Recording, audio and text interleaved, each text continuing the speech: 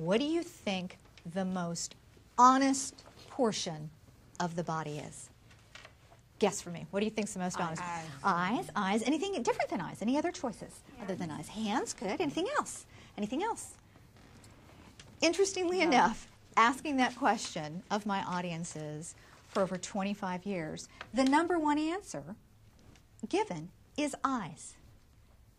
But the most honest portion of the body, according to research, is actually the feet.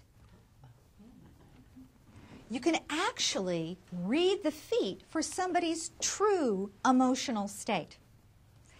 Here's why.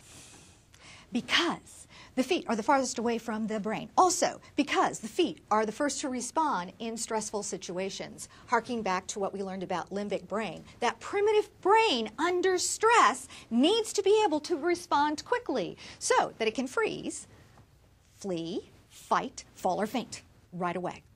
So, you tend to control your body language from about here up.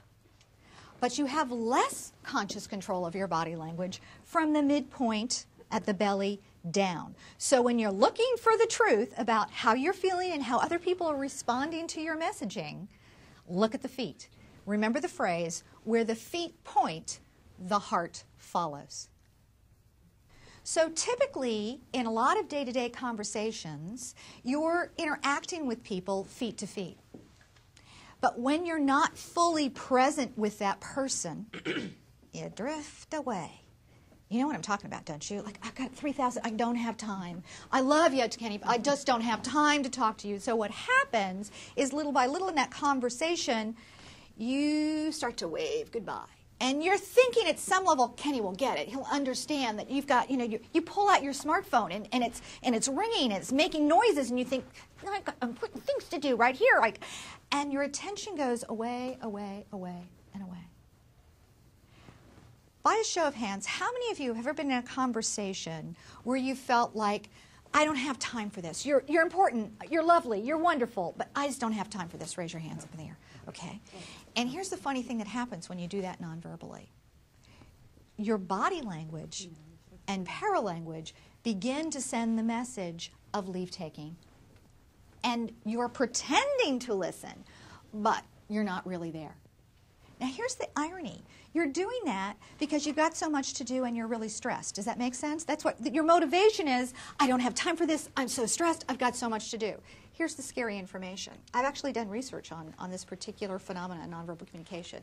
When you're with somebody and you're pretending to listen, you don't want to be there, you feel stressed, you want to be someplace else, it actually takes more energy, physical energy, and more mental attention to pretend. So pretending to be there non-verbally actually stresses the body. Your whole central nervous system is stressed by pretending to be there and be drifting off. Here's the next thing.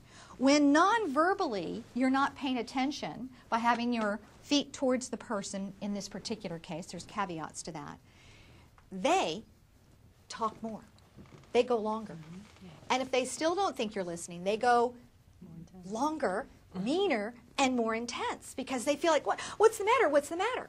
So your two motivations, I don't have time for this, I'm too stressed, are just blown. So non-verbally, if you attend, it actually saves mental energy, it saves physical energy, and it cuts down on the length of the conversations.